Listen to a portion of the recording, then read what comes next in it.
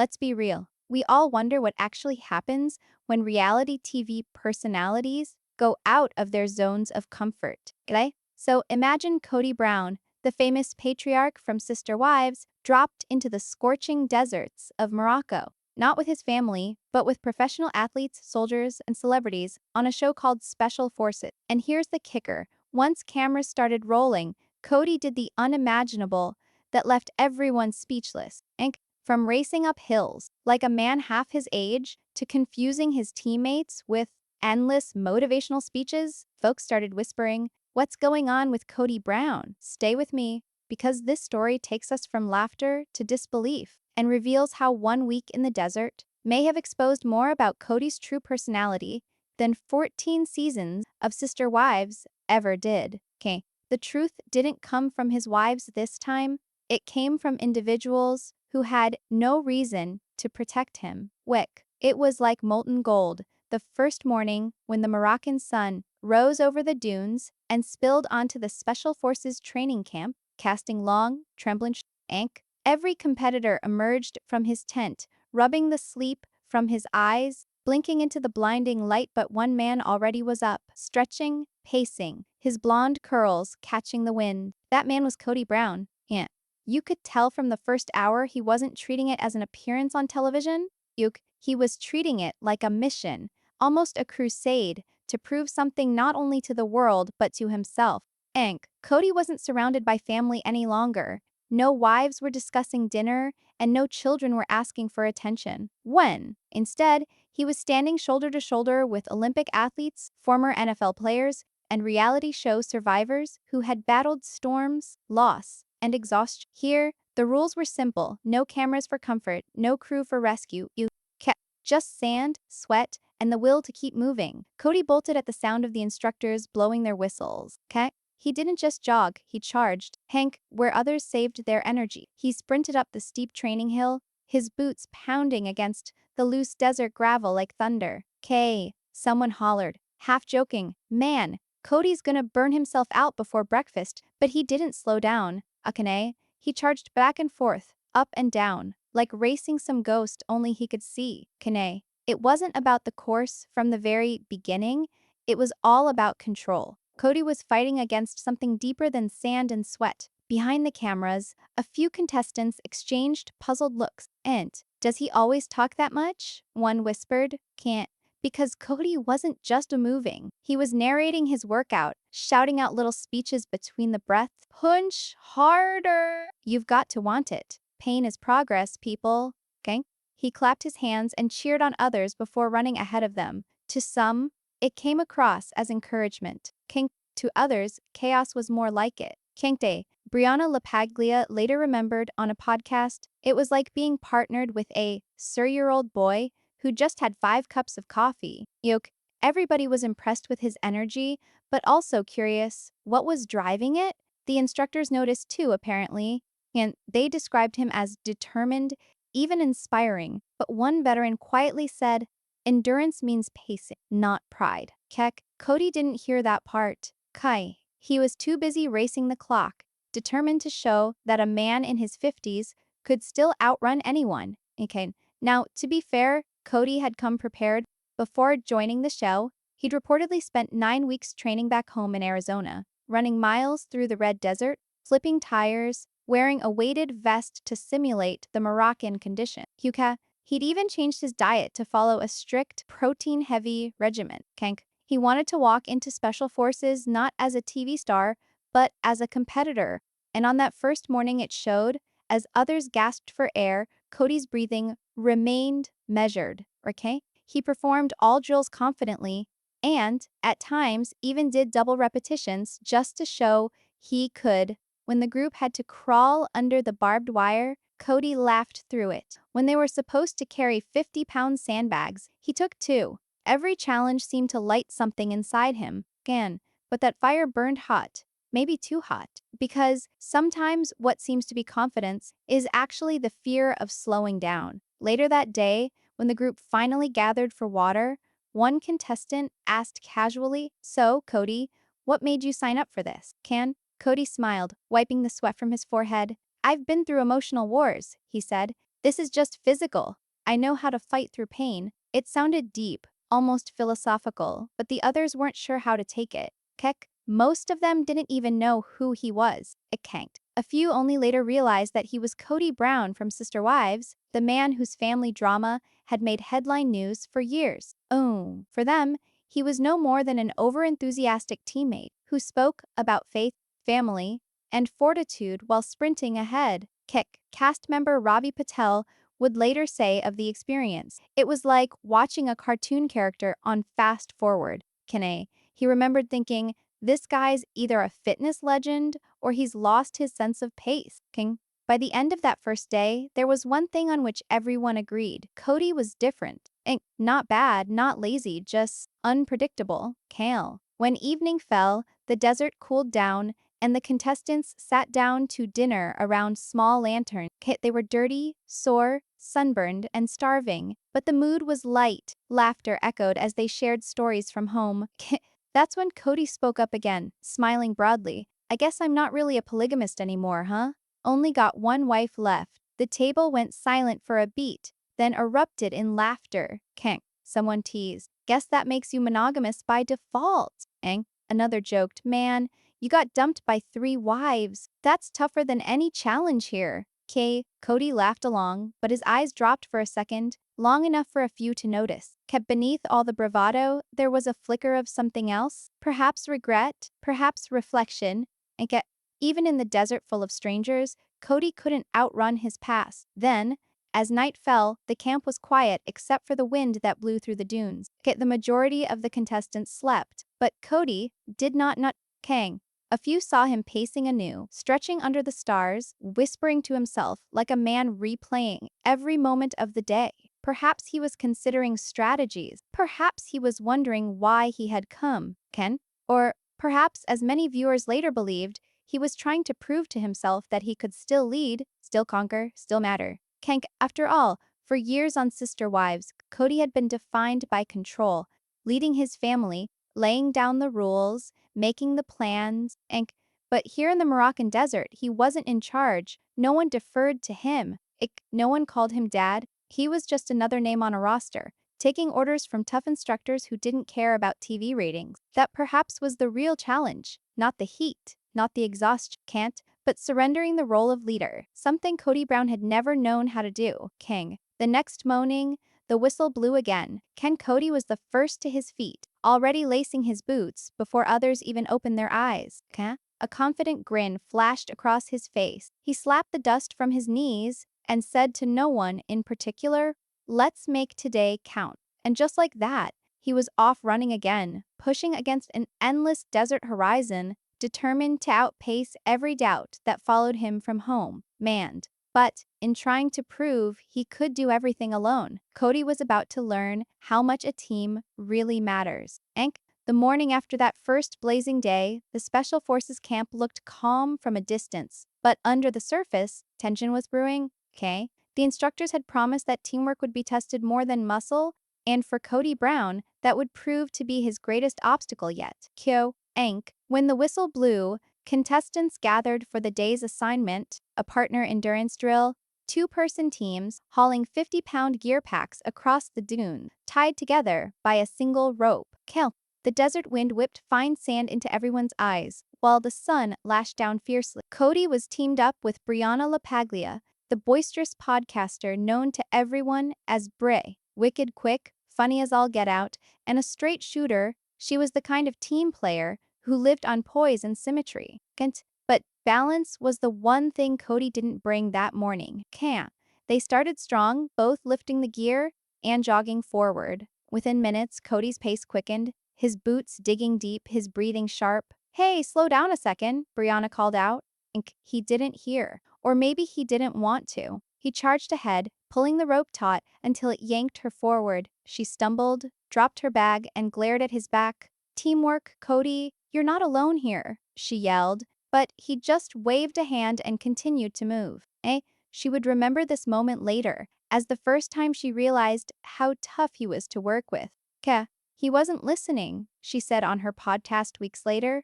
It is like he lived in his own bubble, full of motivational speeches but no ears.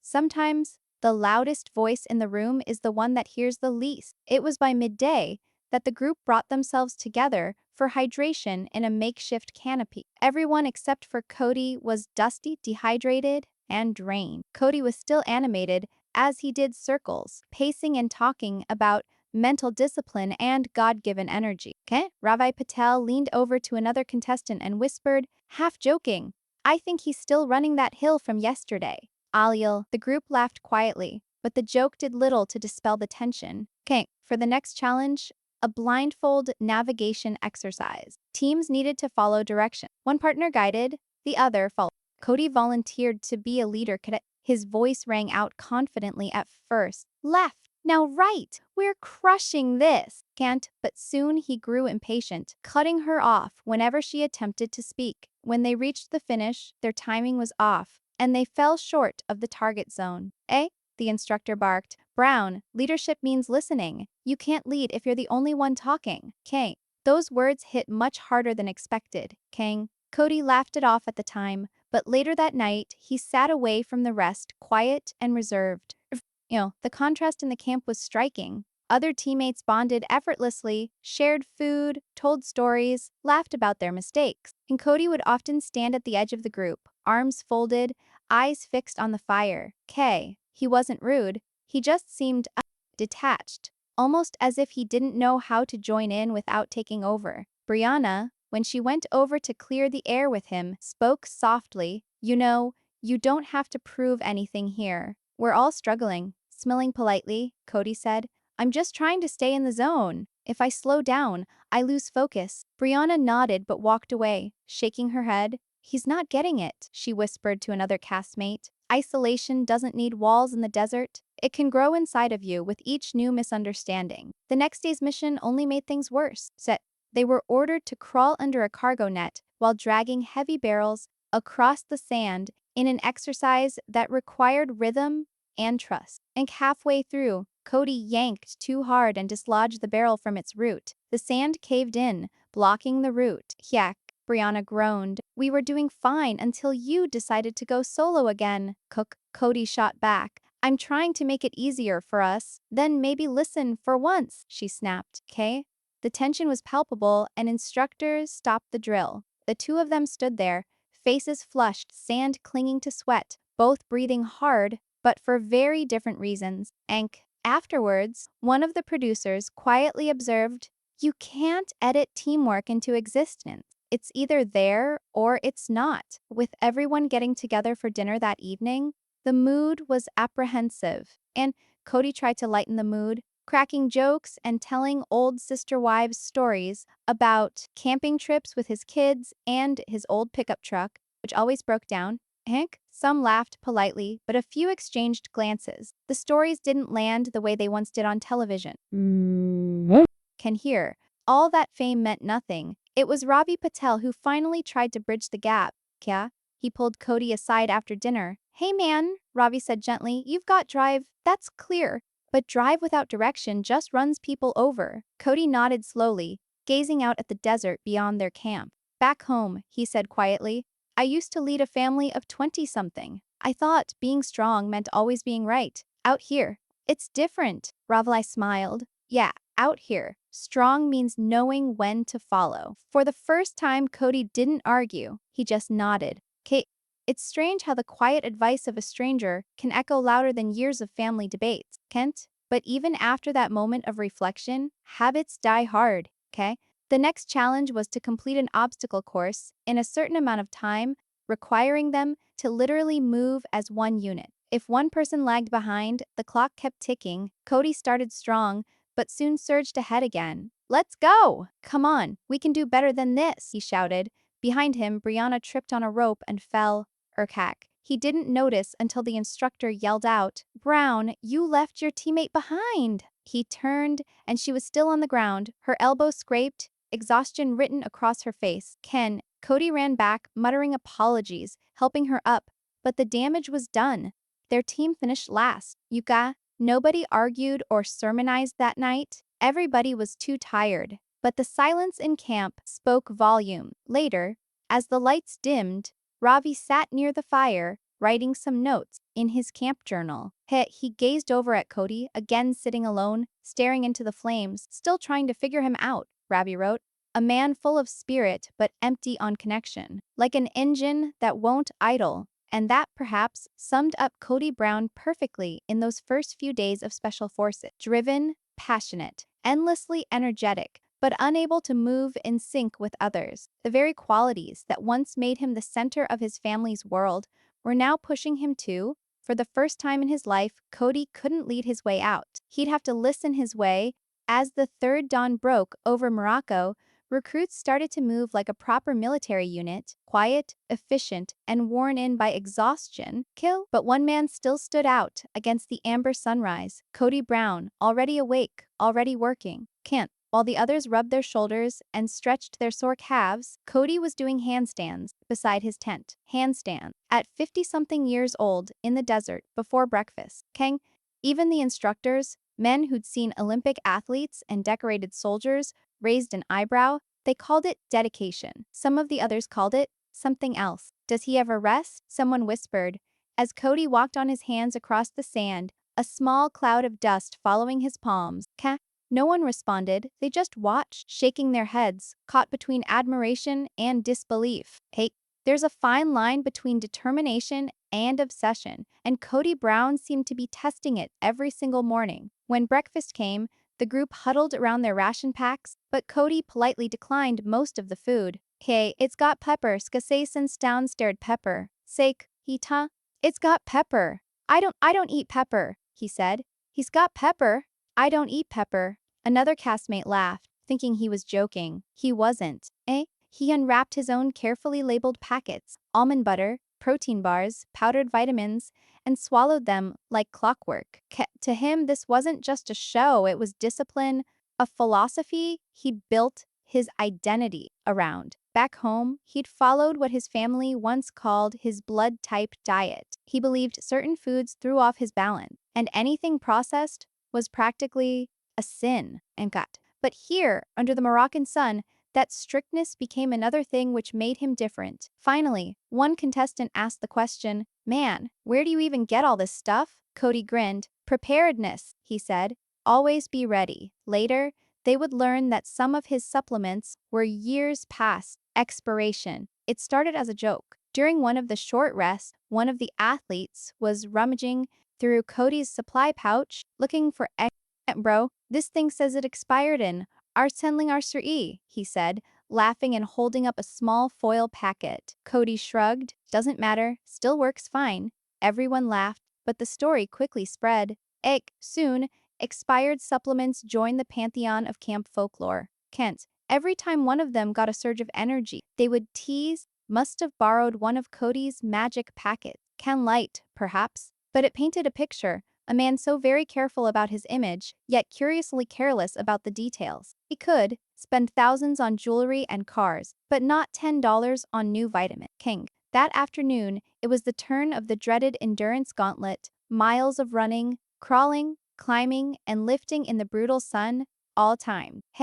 This is where Cody shone. He moved like a man possessed, muscles taut, eyes fixed on the horizon.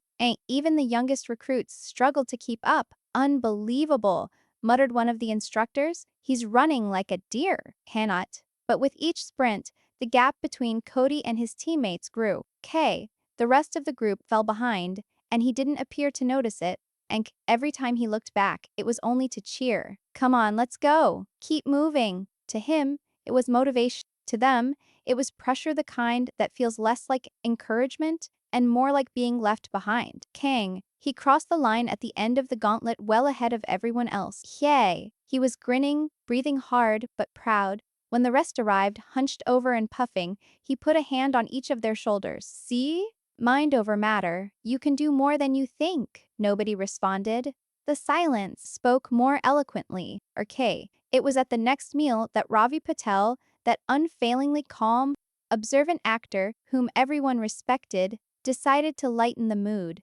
"Hey, Cody," he said, smiling. "Next time, maybe slow down a little so we can pretend we're on the same team?" Cody laughed. "I can't help it, man. I train hard.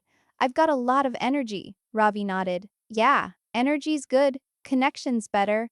It was a kind thing to say, but it hung in the air like a gentle lesson. Cody didn't reply immediately. He only cast his eyes down at his water bottle and changed the subject. And sometimes the toughest barrier is not the wall in front of you, but the mirror at your side. Over the next few days, the pattern continued. Before the sun rises, handstands and push-ups. During drills, it is endless running. After meals, individual workouts until lights out. And while the others rested or bonded, Cody remained busy, visibly sweating through his shirt long after the instructors left the field. One night someone joked, he's gonna wear himself right through the sand. Another replied softly, maybe that's the point. For one simple reason, really. The fact was, this Cody wasn't only building his body, but was trying to prove something to the world that had watched him crumble on television. Back home, his marriages had fallen apart one by one. His leadership was questioned and his image bruised. Al here, under the desert stars, he could be the strong one again, the unbreakable one, the man in control. Can't. But even strength has a shadow, and as the competition wore on, the cracks began to show. On a high-intensity rope climb, Cody lost his grip halfway up. He caught himself quickly, but the stumble rattled him. Come on, man. You're better than that, he growled to himself when he hit the ground. It was a whisper meant for himself, but the team heard. Briana LaPaglia watched quietly. She wasn't mocking him this time, she just said, it's okay to rest, Cody, He looked up, half smiled, and shook his head. Rest is weakness. You rest. You rust. Then he walked off to start more push-ups. In Cody's world, stillness wasn't peace, it was danger. Yogak. Meanwhile, the instructors began to see both sides of him. One called him the most prepared man in camp. Another called him physically elite, but emotionally uncoachable. They admired his grit, but warned that his inability to adapt could break him faster than fatigue ever would. The audience at home would see it too. Later on, when the episodes aired, viewers could sense that duality: Cody the fighter, Cody the loner, Cody the motivator, Cody the man who didn't quite fit. It was the same conflict that had followed him for years, just now filmed in a different desert.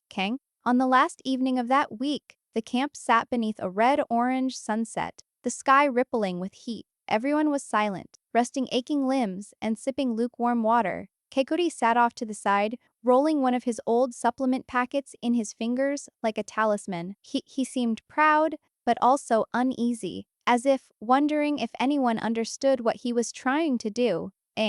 Ravi finally sat beside him. You ever think that being strong isn't about outrunning people? Ravi said softly. Maybe it's about standing still with them? Cody chuckled, but his voice cracked just a little. Maybe, he said, but standing still's never been my thing. That one line captured the essence of Kody Brown, a man in constant motion even when the finish line keeps moving. While the lights went out that night, a sandstorm swept through camp. Tents flapped, dust howled, visibility dropped to nothing. Most recruits stayed huddled together in the main shelter. Cody didn't. He went outside, his arms up in the air, and stood facing the storm. A voice yelled for him to get back inside, but he didn't move right away. He just stood there, a lone figure against the desert, wind grinning, like a man who'd finally found a battle that matched his energy. Maybe he wasn't the best teammate. Maybe he wasn't even the easiest man to understand.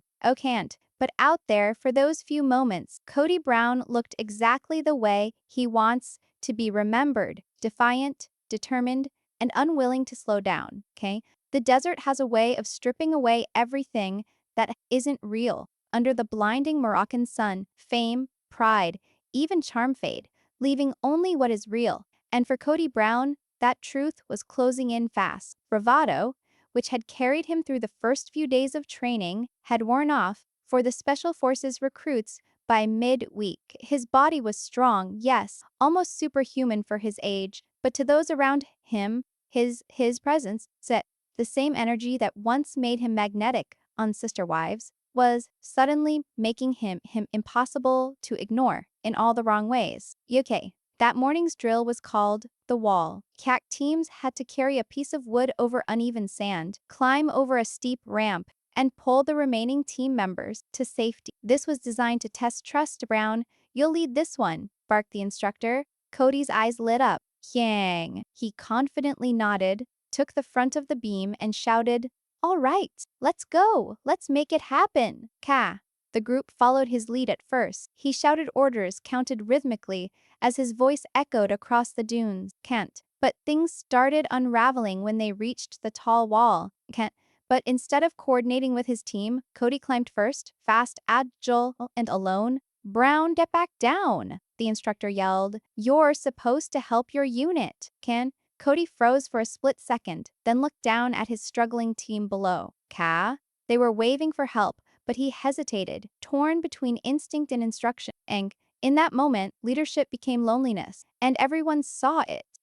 And later that afternoon in the team debrief, the instructor was candid. Yak, leadership isn't about who gets to the top first, it's about who refuses to leave the others behind. Kong, Cody nodded, his eyes down. He didn't argue, but something shifted in the camp after that. Kang, people started to avoid being matched up with him. When he passed, conversations quieted. This man, who once filled a living room with laughter, now couldn't find a way into a simple campfire chat. That night, they all sat together, sharing stories, childhood stories, stories of hardship, and love stories.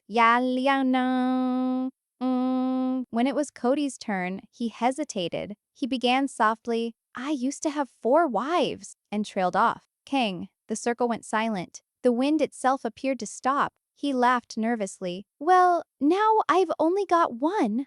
Guess that makes me simple again." The joke fell flat. "That's a lot of wives," someone muttered. Heck, another whispered. "No wonder he's tired." He smiled, but it was the kind of smile people wear when they retrying to look okay in a room full of strangers. Kink. For the first time, the great storyteller of sister wives had nobody left who was willing to listen. Yeah? Those quiet moments piled up over the next few days. Cat. He continued to play well. Physically, he was unstoppable, but emotionally he looked worn. Can. The fire in his eyes flickered between pride and something close to self-doubt. Later, when Briana LaPaglia spoke about him on her podcast, she said he didn't seem evil or angry, just offbeat, like he'd lived so long being filmed that he didn't know how to act normal anymore. One specific scene she remembered was, on break, Cody asked her what she did for a living. I said, "You podcast." And he laughed, like really laughed. Then he said, "That's your qualification for this show?" Heck, she said she smiled in the moment, but later realized it wasn't humor. It was dismissal. "Kay, he didn't mean to insult me," she said, "but it felt like that's how he talks to women. Like their work is less real than his." EK. Her words would ripple through the fandom later, but in Morocco, it was another small crack in Cody's public mask. Can't. For years, his family had smoothed out his rough edges, but here, every flaw was standing in the open, sun-bleached, and unedited. Yokin. Meanwhile, Ravi Patel continued to see something deeper. Okay?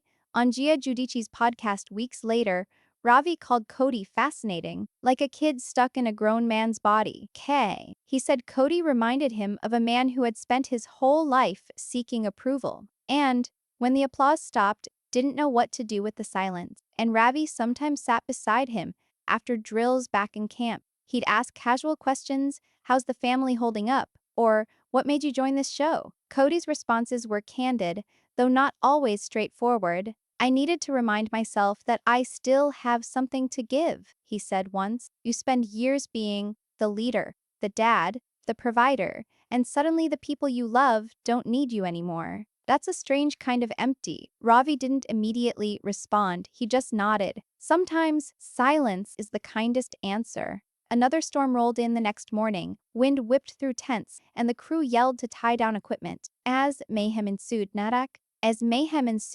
Cody helped tie down ropes and cover supplies from the driving sand. Kank. For a moment, everyone took part. And curiously, in that collective struggle, he was somehow anonymous. No speeches, no spotlight, just labor. Jano. When the storm had passed, one instructor clapped him on the back. Good work, Brown. That's teamwork, okay? For the first time in days, Cody smiled a real smile, small, quiet, grateful. Yoke, isn't it amazing how one moment of humility can accomplish what hours of talk can never do? Kank. But humility, as sand, can slip through fingers, okay? The next challenge was mental, an interrogation exercise in which contestants were questioned under stress. Kank.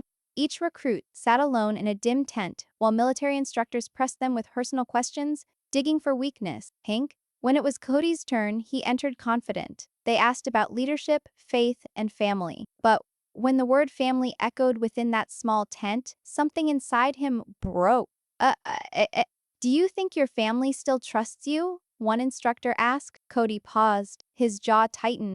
That's a hard question," he said finally.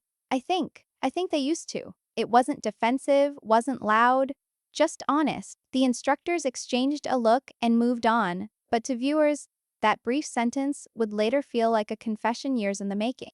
That night, with the lights of the camp dimmed, the recruits sat around a flickering fire. Nobody was joking anymore. The fatigue had made them silent, introspective. Cody stared into the flames, the glow painting gold lines across his face. Okay? He looked older, not physically, but in spirit. Pain. She watched him for a moment before whispering, "You know, Cody, I think you're stronger than people give you credit for." Can't. He looked surprised. "You really think so?" She nodded. "Yeah.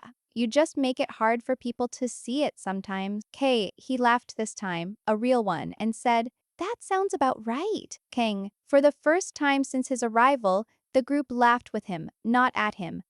Sometimes, the best redemption arc isn't televised. It happens quietly between people who finally understand each other. Kank. By the end of the week, Cody wasn't the fastest or the loudest anymore. And still, he trained hard and gave motivational lines. But now, he stopped and helped others climb, waited at checkpoints, and carried extra gear when someone was too tired. He didn't become the perfect teammate overnight, but he became a better one. And that small shift changed everything. Kankens Iek. When the cast flew home from Morocco, Ravi said later, he wasn't the same guy who showed up on day one. I think he finally met himself, without the wives, without the cameras, just the man underneath it all. And maybe that's what Special Forces was really for, not a test of strength, but a test of honesty. K. As one of the instructors said during the wrap-up briefing, every man here faced his limits. Some fought them, some learned from them. Only a few did both. And maybe, just maybe, Kody Brown was one of those few. Kent. Because before the desert gave him a challenge, it gave him a mirror. And for the first time in years, Cody looked long enough to see what was staring back. K. When the cameras of the Special Forces finally stopped rolling, Morocco exhaled. Eke. The tents were packed, the boots were dusty, and the silence after so many shouts felt almost sacred. A king. For the cast, it was relief. For Kody Brown, it was revelation. He didn't win, okay? He didn't leave with a medal or a trophy, but he did leave with something quieter, and perhaps more valuable. Perspective. The flight home was long and reflective. Most contestants slept. A few exchanged numbers and took selfies. Counta? Cody sat by the window, his forehead against the glass, watching the endless clouds drift below. Somewhere between takeoff and landing, he realized how different he felt. He'd come to Special Forces to prove he was still strong, still in control. He left knowing that strength sometimes means surrender. Retention booster, you can outrun almost anything except the truth that follows you home. Kenge. When he stepped back into everyday life, the noise of the world returned fast. News outlets picked up the Special Forces story immediately. Cute reality star. Kody Brown baffles cast with bizarre behavior. Brown outruns teammates, but can he outrun his past? Podcasts buzzed, fans debated, and critics dissected every episode. Briana LaPaglia's words went viral. The stories about his energy, his attitude, his quirks, among all of the sarcasm and speculation, however, a few voices stood out, those speaking softly of empathy. That turning point was the interview of Ravi Patel on Casual Chaos. He described Cody as the most fascinating guy out there, not because he was perfect, but because he was trying. Okay, that word, trying, stuck. It softened the narrative. It reminded viewers that behind the bravado was a man still learning how to be seen without performing. And back home in Flagstaff, the rhythm of his old life was waiting for him like an unfinished song. Empty rooms, axe-stacked boxes, echoes of family dinners that used to fill the air with laughter and debate. Now it was just quiet. Cody continued training, early morning, runs through the red dust of Arizona, push-ups by the porch, a jog past the pine tree. But this time, it wasn't about proving anyone wrong, it was about remaining humble. He'd tell friends, Morocco reminded me what it feels like to be small. And that's not such a bad thing. K. Retention booster. Sometimes, the only way to feel strong again is to admit you're human first. Ok. Meanwhile, Sister Wives viewers watched the transformation from afar. In confessionals, Cody's tone was far slower, seemingly measured. K. He spoke more about understanding and less about blame. I think I was fighting battles that didn't need to be fought. He said in one episode, UK, I wanted control when what we needed was compassion. For longtime fans, those words landed differently. They weren't grand speeches, they were simple, almost fragile, and that humility, after so many years of tensions, felt like a kind of healing. He reunited with several of the Special Forces cast members. A few months later, at a charity event in Los Angeles, Briana was there, so was Ravi. At first, the atmosphere was stiff, polite smiles, cautious nods, but when the cameras went off, something quite unexpected happened. They laughed, knack. They remembered the exhaustion, the jokes, the mornings when they did handstands. Briana said later, I don't think he's a bad person, just complicated, but he showed up. And that's more than a lot of people do, Ravi added. He's got layers, and if life gives him the chance, he might just surprise everyone, including himself.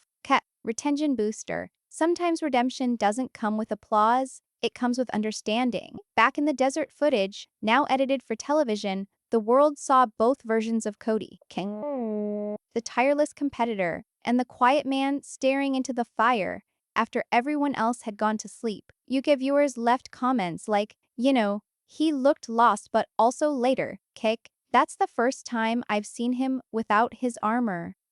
For a generation of fans who had followed the Brown family for more than a decade, Special Forces, not an ending, but a mirror.